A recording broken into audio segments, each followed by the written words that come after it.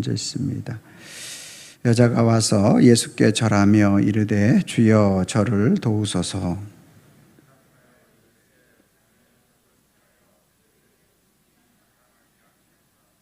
여자가 이르되 주여 올소이다마는 개들도 제 주인의 상에서 떨어지는 부스러기를 먹나이다 하니, 이에 예수께서 대답하여 이르시되 여자여 내 믿음이 크도다, 내 소원대로 되리라 하시니 그때부터 그 딸이 나으니라. 아멘. 거룩한 주일을 맞아서 주님의 전을 찾으신 여러분들을 환영하고 축복합니다. 주님의 은혜와 평강이 저와 여러분들과 함께 하실 줄로 믿습니다. 우리 옆 사람한테 인사합니다. 참 잘 오셨습니다. 만나서 반갑습니다. 그래요. 비도 많이 오고 날도 이제 많이 덥고, 그러는 가운데서도 주님을 향한 여러분들의 사랑은 식지 않고, 또 수련회와 또 단기 선교에 최선을 다하여 또 하나님 앞에 한 발자국씩 나아가는 저와 여러분들이 되기를 소망합니다. 아주 소문난 맛집이 있어서 그 맛집을 찾아갔다고 합니다. 그런데 먹어보니까 그 맛에 비해서, 유명세에 비해서 이분에게는 그렇게까지 맛있다는 생각은 못하는 그런 가운데에서 옆에 앉아있는 사람들에게 이제 물어봤는데, 근데 한 중학생 정도 되는 아이에게 물어봤다고 합니다. 정말로 맛이 어떠냐고 이렇게 물어보니까 이 아이가 하는 말이 가성비가 최고입니다, 이렇게 얘기를 하더라는 거예요. 그래서 이 가성비가 너 뭔지 아냐? 이렇게 물어봤더니까 가격 대비 가장 효과가 큰 것을 말하는 것입니다. 근데 그 유명세에 있는 집은 그렇게 가격이 비싸지는 않지만 그 가격이 비싸지 않은 것에 비해서 최고라고 이제 그렇게 대답을 하게 되는 거죠. 우리 인생은 살아갈 때 가성비 있는 인생을 살아가기를 원하는 것이 우리 인간 인생의 모습이 아닌가, 이렇게 생각을 할 수 있습니다. 우리는 어떠한 내가 수고한 것에 대한 최고 극대화의 어떤 효과를 얻으려고 하는 것이 우리 인생의 모습이 되는 것이죠. 그런데 오늘 본문 말씀에 보면 이제 가나안의 한 여인이 나오는데, 그 여인이 예수님 앞에 찾아가서, 그 여인이 찾아간 이유는 자기의 딸이 귀신이 들렸고 수많은 아픔과 또 어려움 속에 놓여 있었는데, 그 예수님으로 인하여서 그 딸의 치료받고자 하는, 그래서 그 찾아간 그 가성비의 극대화의 효과를 누리기를 원하여 그렇게 찾아가는 장면이 나오게 됩니다. 오늘 우리가 읽지는 않았지만 21절 말씀서부터 살펴보면 두로와 시돈 지방에 예수님께서 들어가셨다라고 말하고 있는데, 이 두로와 시돈은 이 베니기의 지역이고 이스라엘의 북단 지역이 됩니다. 그리고 그 지역에 가나안 여인이라고 말하고 있는데, 이 가나안 여인들과 예수님 유대인과는 이제 잘 상종하지 아니하였다라는 사실이죠.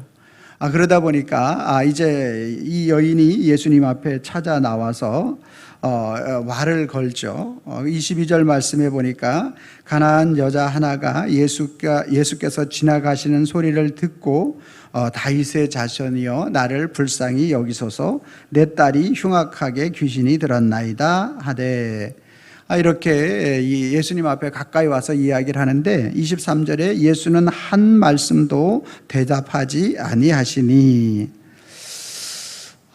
그러니까 너무 무시를 당하는 거죠. 그래서 근데 그 여인이 그냥 그렇게 예수님이 무시하고 가면은 그냥 그런가 보다 하고 그냥 지나가면 좋은데, 더 크게 이제 그 예수님을 계속 따라오면서 그러한 모습을 보이니까 제자들이 보다 못해 시끄럽게 해서 제자들이 예수님께 시끄럽게 하는 저 여인을 쫓아내 달라는 투로 이야기를 하게 됩니다.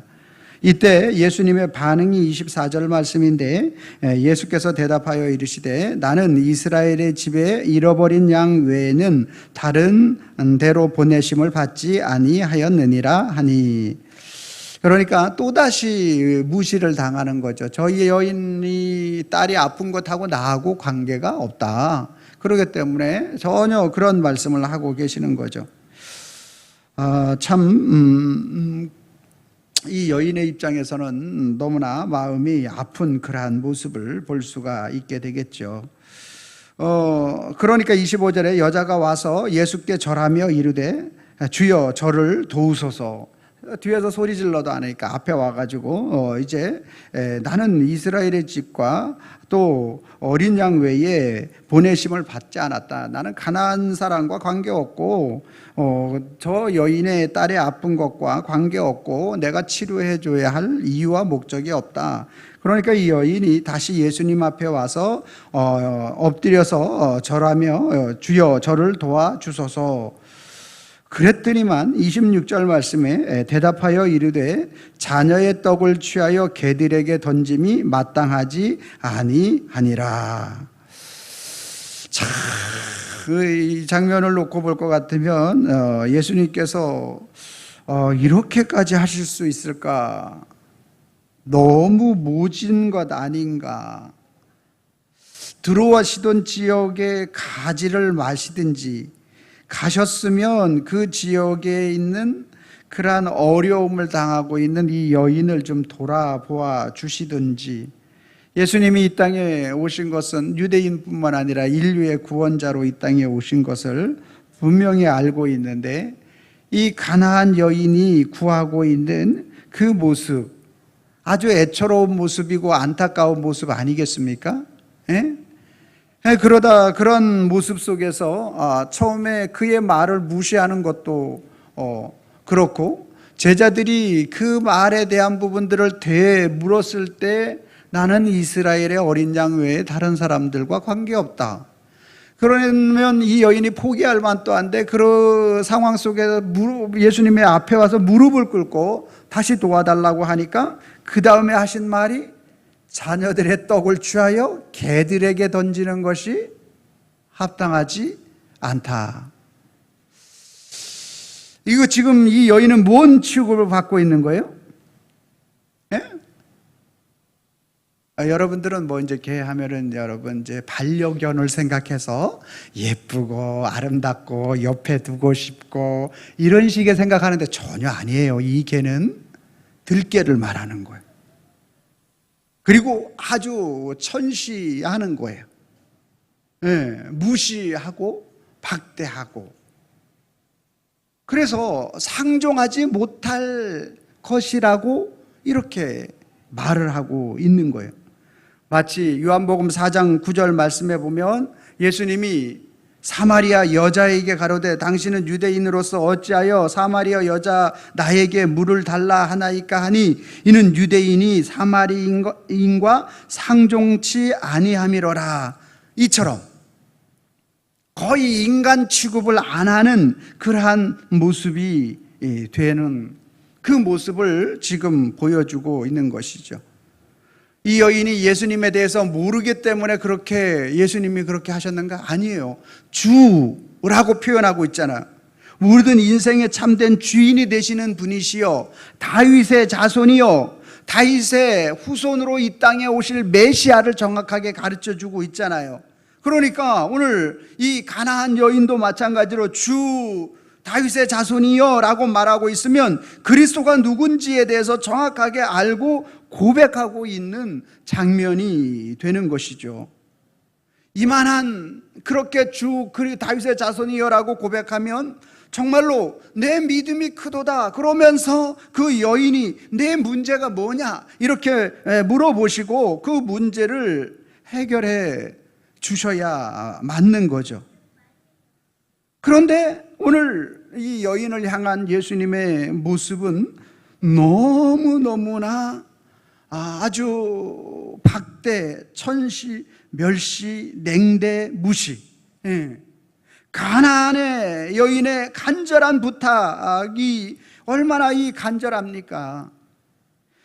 한 말씀도 하지 않아요. 완전히 제자들이 와서 말을 해도 그 제자들 말까지도 무시해버리고, 그리고 내가 이 온 것은, 그리고 내가 살려야 하고 내가 이루어야 할 말씀은 이스라엘의 어린 양이고 하나님의 택함 받은 백성이지, 오늘 천시받는 가나안 여인의 가정과 나와는 아무런 관계가 없다.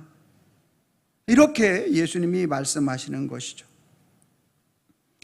이 여인의 입장에서 놓고 볼 때 이 딸이 귀신이 들렸다라는 말은 아주 모진 질병에 그를 처하여 있는 것이고, 지금 이 여인은 지칠 대로 지쳐 있는 것이고, 마지막 어떻게 해볼 수 없는 데드라인에 마지막 손길을 내밀고 있는 게 이 여인의 모습이죠. 여러분, 사람이 어떤 일에 처해 있고 어려움이나 힘든 상황이 계속되어 있을 때 그 사람에게 조그마한 상처받는 말 하나만 해도 더 힘들어지는 게 우리 인간인 거예요. 그런데 지금 막다른 골목에 들어가서 더 이상 피할 길 없는 이 여인에게 있어서 이렇게 모진 말을 듣는다라는 것은 너 나가 죽어, 이런 말과 동일하게 들려지게 될 것입니다. 너무나 크게 무시를 당하고 또 너무나 크게 그 상처를 입을 그러한 말을 계속적으로 그 주님이 하고 계신다라는 거죠. 우리도 그럴 때가 있지 않습니까? 우리가 약하여 있는 그 부분을 가지고 누군가가 계속 그 약점을 자꾸 건드리게 되면 우리는 참으로 견디기가 힘든 것입니다. 그런데 오늘 예수님이 그렇게 이 여인의 약점, 아픔, 고통, 그러한 모든 것들을 전혀 돌아볼 생각을 하지 아니하시고 무시하시는 그 모습은 왜일까? 왜 예수님이 이렇게 하시는 것일까? 26절부터 28절까지 말씀을 한 절씩 교독하겠습니다. 마지막 절은 같이 읽고요. 대답하여 이르되 자녀의 떡을 취하여 개들에게 던짐이 마땅하지 아니하니라.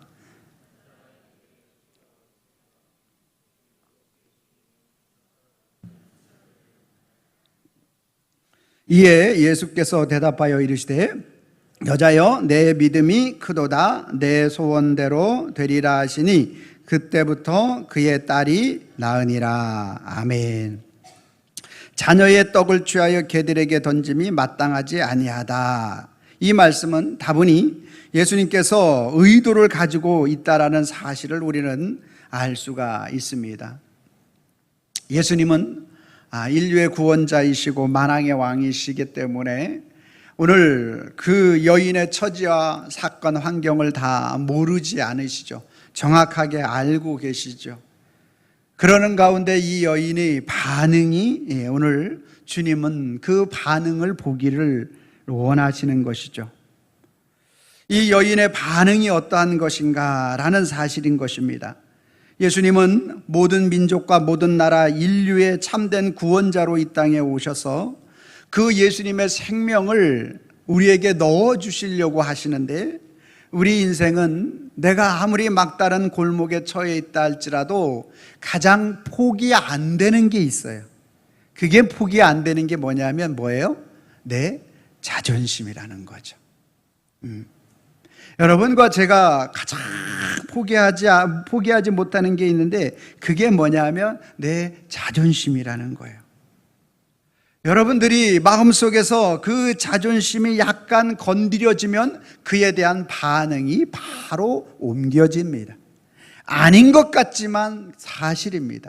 누구를 막론하고 마찬가지가 되는 것입니다. 주님은 오늘 저와 여러분들에게 우리의 그 자존심을 세우게 되면 우리 속에 주님이 들어오셔서 그 하나님의 일들을 이루어 가실 수가 없게 되는 것입니다. 그래서 주님은 오늘 또 저와 여러분들에게 그거 내려놓기를 원하시는 것입니다. 우리 인생의 가장 마지막 테스트로서 우리에게 우리 인생 속에 너가 추구하고 있는 최고의 그 자존심과 너가 추구하고 있는 최고의 가성비, 세상적인 가성비를 내려놓기를 원하셔서 주님은 오늘 이 여인에게 그렇게 말씀하고 있는 것입니다. 예수 그리스도, 그분은 인류의 최고가 되시는, 최고의 가성비가 되시는 분이신데, 인류의 최고의 자기의 모든 가성비를 다 내려놓으시고, 그리고 우리 인류가 당하는 최고의 우리 인생의 아픔과 고통을 당하신 분이 예수님이시죠. 그래서 이사야 선지자는 53장 5절 말씀에 이렇게 표현하고 있습니다. 그는 멸시를 받아 사람들에게 버림을 받았으며 간고를 많이 겪었으며 질고를 아는 자라. 마치 사람들이 그에게 얼굴을 가리는 것 같이 멸시를 당하였고 우리도 그를 귀히 여기지 아니하였도다. 예수 그리스도, 그분은 오늘 우리 인생의 모든 이 만물의, 인생뿐만 아니라 모든 만물의 최고가 되시는 분이신데, 오늘 저와 여러분들의 인생 속에 찾아와서 그 최고의 가치를 모르는 모든 인생 속에서 오늘 그분이 우리가 당하는 그러한 멸시와 간고와 질고와 멸시당하는 이 모든 것들을 자기 자신이 친히 당하셨다라는 말씀입니다. 그래서 오늘 저와 여러분들의 인생 속에서 오늘 우리의 인생에 가지고 있는 최고의 이 자존심 포기하지 못하는 것, 오늘 만왕의 왕이신 그분이 친히 포기해 주시소. 자기 자신의 그 모든 권능과 자기 자신의 모든 것들을 다 멸시당하시고 간고를 당하시고 질고를 당하셨다라는 거예요. 그래서 오늘 저와 여러분들의 인생 가운데 포기 못하는 그것에 우리 심령에 들어와 그분의 영이 우리 심령에 들어오게 되면 오늘 우리의 힘과 능력으로 그거를 포기하려고 아무리 힘쓰고 애써도 안 돼. 그러나 주님이 오늘 우리를 붙잡아 주기만 하면, 오늘 주님이 오늘 우리의 심령 가운데서 오늘 저와 여러분들을 붙잡아 주시기만 하면 저와 여러분들도 이 가나안의 여인과 같이 고백할 수 있게 되는 줄로 믿으시길 바랍니다. 그래서 주님은 오늘 이 여인에게 자기 포기를 먼저 가르쳐 주는 거예요. 성경은 항상 우리에게 말씀하고 있죠. 예수님이 제자들에게 하시는 말씀이 너희가 나를 따라오려고 할 때 조건이 있다. 마태복음 16장 24절 말씀에 뭐라고 말씀하고 있습니까? 같이 읽습니다. 시작. 이에 예수께서 제자들에게 이르시되,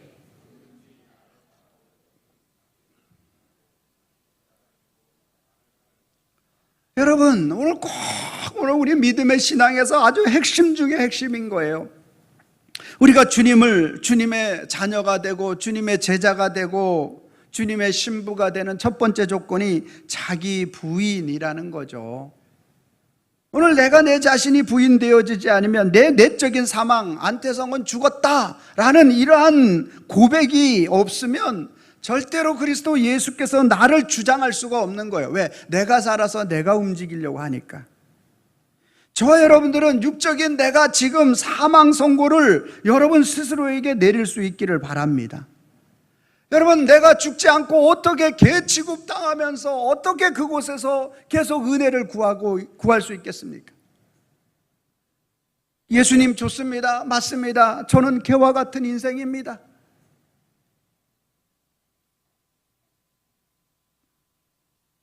그러나 개들도 주인의 상에서 떨어지는 부스러기는 얻어먹습니다. 예수님의 최고의 가성비 그거 달라는 거 아닙니다. 나는 예수님의 그 부스러기의 은혜라도 족합니다. 누가 이런 고백을 할 수 있어요? 내적으로 내가 죽어진 자가 많이 고백할 수 있는 거예요. 내 자아가 죽어지지 않으면 절대로 이 고백할 수 없어요. 내가 생각하고 내가 뜻하는 대로 그렇게 우리는 하나님 앞에 나아갈 수밖에 없는 게 우리 인생인 거예요. 그러나 내가 죽어지게 되면, 내가 죽으면 그 속에서 그리스도가 나를 채워가기 시작하는 거예요. 자기의 부인인 거예요. 자기의 부인.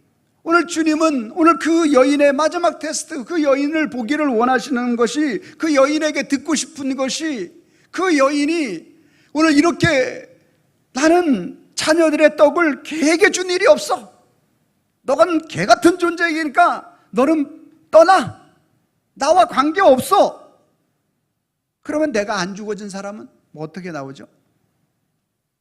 그래, 인류의 구원자라고 잘났다 그래. 내가 보니까 택도 없어. 그러면서 예수님을 판단하고 그 자리를 박차고 떠날 거예요. 근데 이 여인은 어떻게 해야 합니까? 맞아요, 저는 개 같은 존재. 그러나 주인의 상에서 떨어지는 그 부스러기는 먹잖아요. 예수님은 주라고 고백했고 다윗의 자손이라고 메시아라고 고백했잖아, 이 여인이.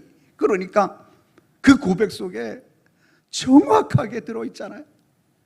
예수가 누군지 아는 거죠. 부스러기만이라도 달래는 거죠. 부스러기.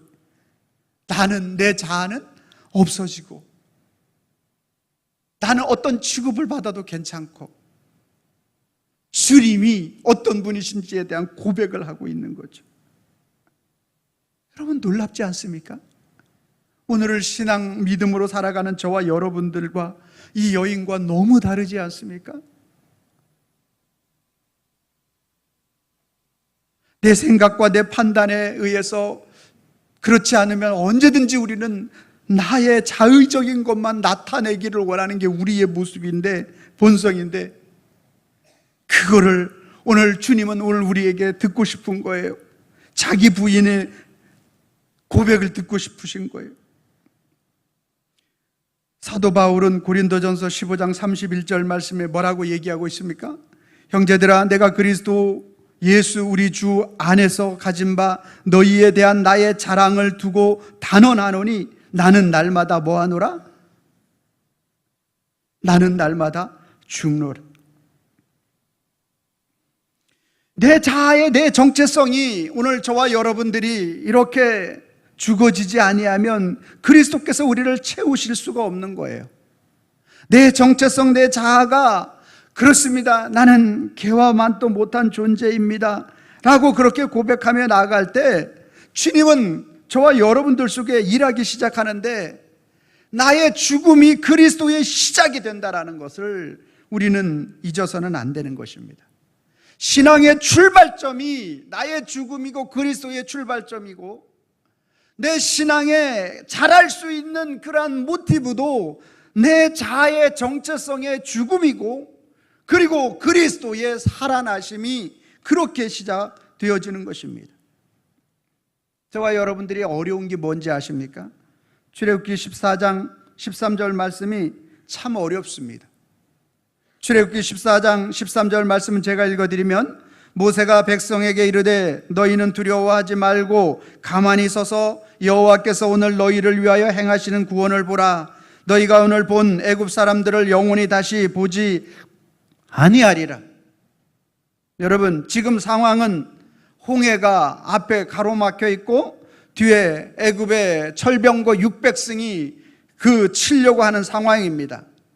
이런 상황 속에서 어떻게 해야 하겠는가? 자, 우리가 애굽에서 가지고 나온 물건 중에서 물에 뜰 만한 모든 것을 모아야 되지 않겠는가? 애굽에서 가지고 나와 있어서 물에, 홍해에 띄울 만한 모든 것들을 가지고 우리 연약한 자들을 먼저 띄워서 홍해를 건너가게 할 계획을 세워야 되지 않겠는가? 그리고 수영을 한다든지 우리가 할 수 있는 최대한의 것을 무엇이든지 다 우리 인간으로 해봐야 할 모든 것들을 다 준비하는 것이 지혜로운 사람 아니겠습니까? 모세가 그렇게 지도해야 되지 않겠습니까? 아론이 그렇게 이스라엘 백성들을 이끌어야 하지 않겠습니까? 이것이 최고의 지도자의 모습이 아닙니까? 그런데 뭐라고 말하고 있습니까? 이 백성에게 이르되 너희는 두려워하지 말고 가만히 서서 여호와께서 너희를 위하여 행하시는 구원을 보라. 가만히 서 있으라는 거예요. 너희가 할 일이 없다라는 거예요. 아니 이게 무슨 말입니까?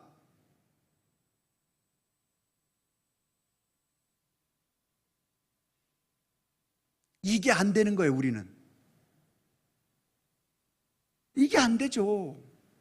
바보죠, 바보. 아니 지금 무언가를 해야지. 지금 무언가 헤쳐나갈 수 있는 무언가를 우리가 해야지.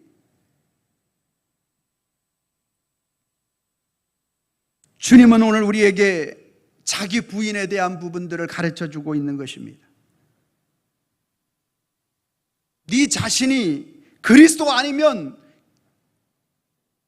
하나님 앞에 버림받은 개와 같은 존재인지를 인정할 수 있느냐라는 거예요. 아니 그리스도 예수를 너희가 영접한 이후에도 여전히 내 자아가 부인되어지지 아니하는 그러한 삶 속에서 저와 여러분들에게 찾아와서 우리의 삶의 모든 영역 가운데 이 가나안 여인에게는 어떤 모습이 있는 거예요? 딸이 귀신 들렸고 그리고 그 모든 질병이 그를 가로막았던 것을 의미하는 거예요. 오늘 저와 여러분들 개인 한 사람 한 사람에게 오늘 내가 하나님 앞에서 오늘 우리 자존심이 포기되어져야 할, 내 자아가 죽어야 할 그 모든 것들이 오늘 저와 여러분들의 기도의 제목으로 가지고 있게 만드는 거예요. 그러면 주님은 오늘 저와 여러분들에게 그것을 내가 가만히 서서 주의 여호와의 구원을 보고, 그 말은 그리스도 예수가 그 모든 능력을, 오늘 이 여인의 표현으로 말하면 그리스도 예수의 부스러기의 은혜만 주어진다 할지라도 내 자존심이나 내가 가지고 있는 모든 것들은 묵살당하고 그리스도의 그 부스러기만 은혜만 임한다 할지라도 그것이 이루어질 것에 대하여 오늘 우리가 확신하기를 원하는 거죠. 주님은 오늘 그러한 마음을 가지고 오늘 이 여인에게 그렇게 접근을 하고 있고 오늘 저와 여러분들에게 그렇게 말씀하고 있는 것입니다. 오늘 저와 여러분들이 이 말씀이 우리 속에, 심령 속에 들어오게 되면 오늘 바울과 같은 고백을 할 수 있게 됩니다. 예수님을 살짝 오늘 우리 속에 터치하게 되고 이 말씀 가운데 그 말씀이 네 말씀이 되면 에베소서 3장 8절 말씀이 이루어지는 거죠. 모든 성도 중에 지극히 작아 보이는 나로 보여지게 됩니다. 이 주님이 오늘 조금 더 깊이 여러분들을 만나주면 고린도전서 15장 9절 말씀으로 여러분들을 만납니다. 나는 사도 중에 가장 작은 자의 모습으로 이렇게 여러분들이 예수님을 만나지게 됩니다. 조금 더 깊게 여러분들이 예수님을 만나게 되면 디모데전서 1장 15절 말씀으로 만나지게 되는 것이죠. 죄인 중에 괴수라. 할렐루야.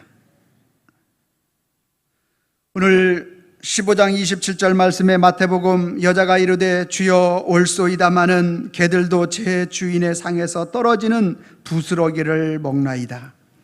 우리는 최고의 가성비를 찾아 헤매는 인생인데 주님은 오늘 우리에게 그 부스러기 은혜만이라도, 하나님의 부스러기, 예수님의 부스러기만 그 은혜만이라도 우리 인생 속에 어떤 역사를 나타낸다고 말씀하고 있습니까? 28절 말씀에 이에 예수께서 대답하여 이르시되 여자여 내 믿음이 뭐하도다? 크도다. 여러분, 이 믿음이 크다라는 말은 여기서 메가스라는 말이고 메가가 여기서 나온 거예요. 100만 배의 크다라는 의미가 여기서 나가는 거예요. 내 믿음이 100만 배다 이렇게 표현해주고 있는 감탄사예요.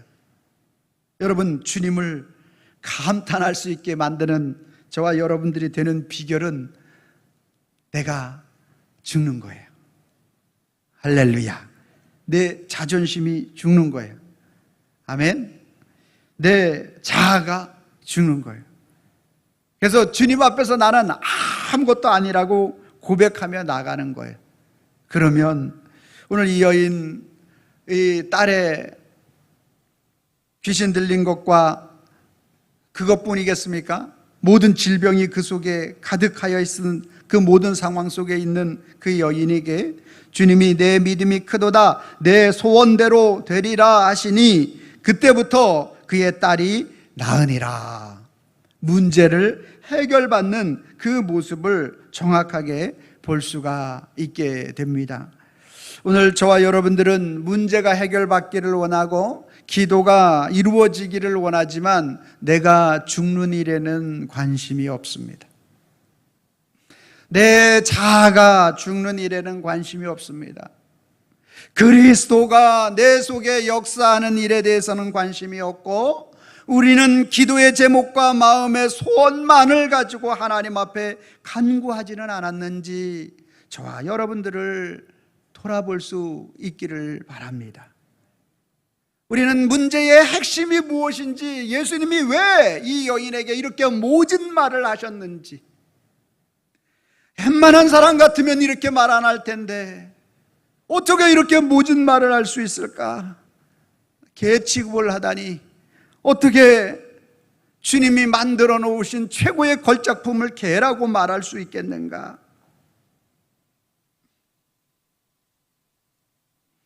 그러나 주님은 의도가 있으셨고, 주님의 분명한 그 의도를 이 가나안의 여인은 알게 됐고, 그리고 자기 자아의 정체성을 그리스도 앞에 고백하게 만드셨고, 그래서 주님이 그 여인에게 놀라운 응답으로 그의 문제까지 해결하여 주시는 그러한 모습을 볼 수가 있게 됩니다.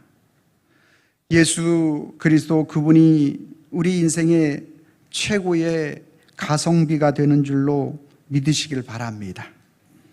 우리에게 최고의 가성비는 내가 생각하는, 내가 계획하는 바이지만, 주님이 우리 인생의 최고의 가성비가 되어지게 되면 우리는 그 주님의 최저의 가성비인 부스러기만이라도, 부스러기 은혜만이라도 우리 인생을 풍족하게 채우고도 남는다라는 이 사실을 깨달은 자는 시편 84편 10절 말씀에 고백과 같이 고백할 수 있게 되는 거예요. 같이 한번 고백해 보도록 하겠습니다. 시작. 주의 궁정에서의 한날이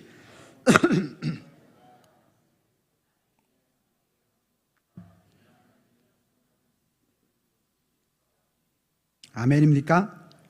그리스도 예수 안에서의 한날의 삶이 세상에서의 첫날보다 귀하다라고 고백하게 되는 것입니다. 오늘 예수님과의 교제와 나눔과 만남의 하루가 다른 곳에서의 첫날보다 더 귀하게 여러분들이 느껴진다면 오늘 예수 그리스도 그분이 내 인생의 최고의 가성비라고 고백하는 자인 줄로 믿습니다. 내 자신의 자아의 어떠함과 관계없이 그분을 높여드리는 것이 되는 것입니다. 그러니까 오늘 우리 믿음의 신앙은 중요한 것이 뭐냐? 그리스도 예수의 의도를 아는 것이 너무나 중요한 거죠. 예수 그리스도의 의도, 하나님의 의도가 목적이 무엇인지를 깨달아 아는 인생이 가장 중요하다, 이렇게 말씀을 드릴 수 있습니다. 욥을 통하여서도 오늘 우리는 알 수가 있습니다. 욥기 1장 1절 말씀에 보면 우스 땅에 욥이라 불리는 사람이 있는데 그 사람은 온전하고 정직하여 하나님을 경외하며 악에서 떠난 자다라고 하나님이 인정했던 사람이 욥이죠. 그런데 욥기 1장 8절 말씀에 여호와께서 사단에게 이르시되 내가 내 종 욥을 주의하여 보았느냐, 그와 같이 온전하고 정직하여 하나님을 경외하며 악에서 떠난 자가 세상에 없느니라. 하나님의 자랑거리가 욥이었어요.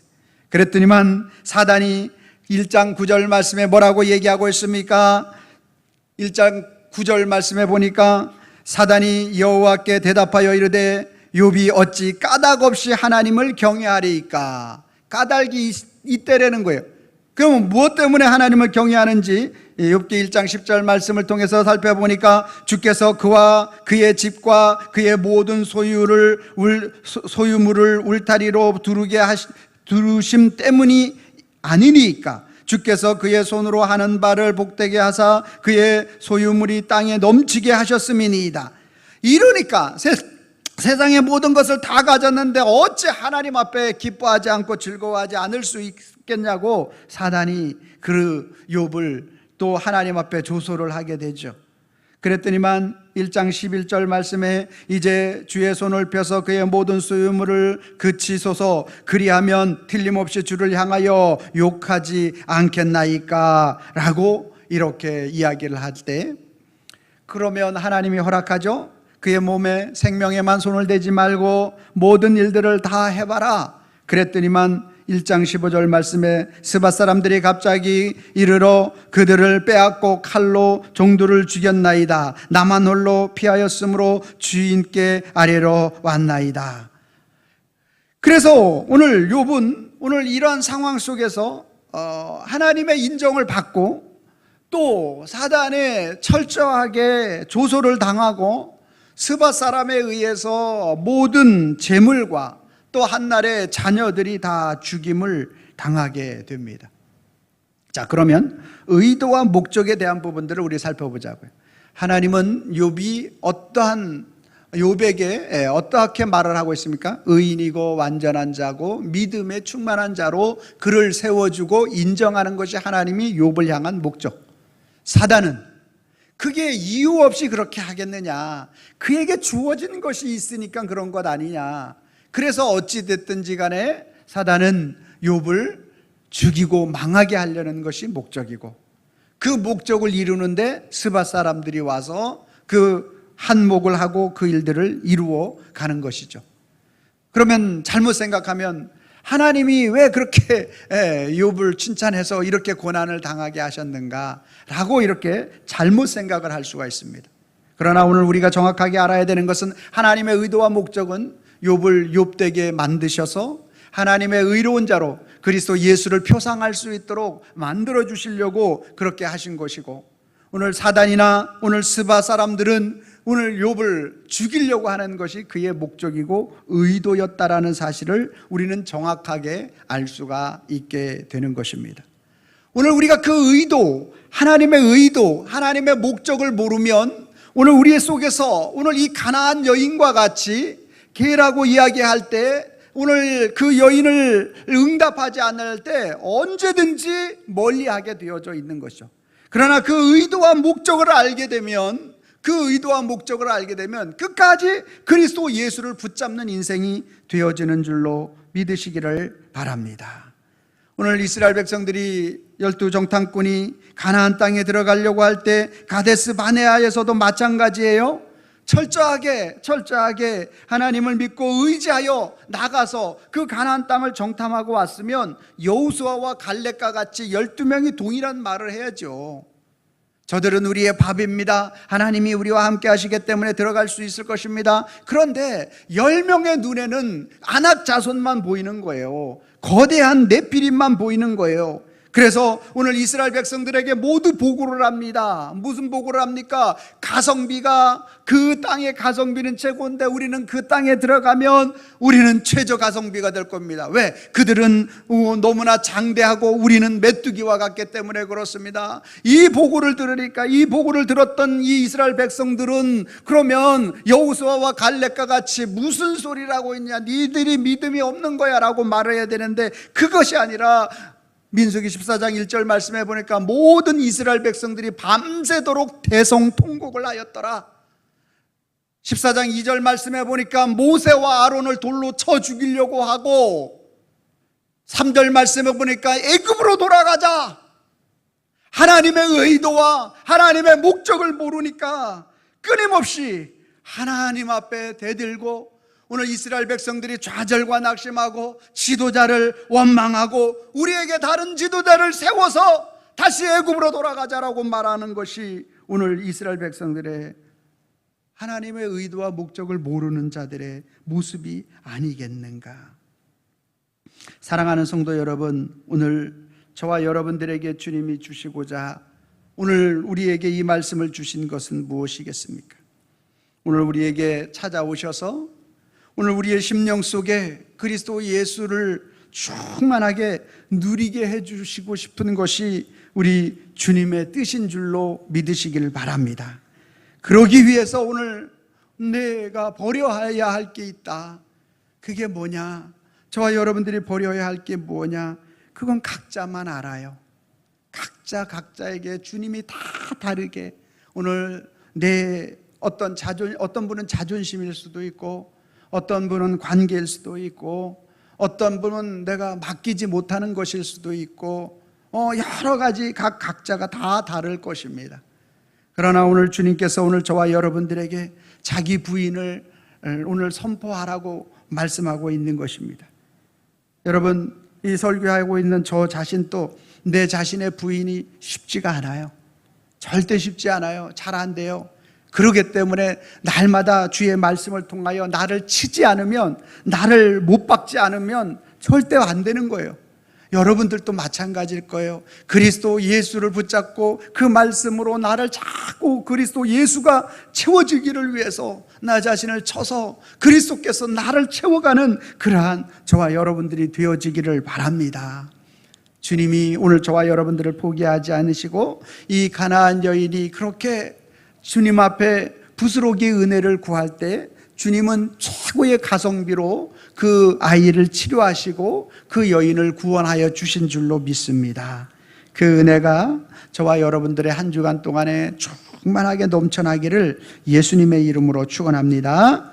오늘 또 우리는 고백해야 합니다. 예수님의 그 의도를 모르게 되면 오늘 개처럼 무시를 당하면 박차고 나가고, 그러나 그 박차고 나간 것이 우리에게 슬픔과 우는 자의 모습으로 나타나게 되죠.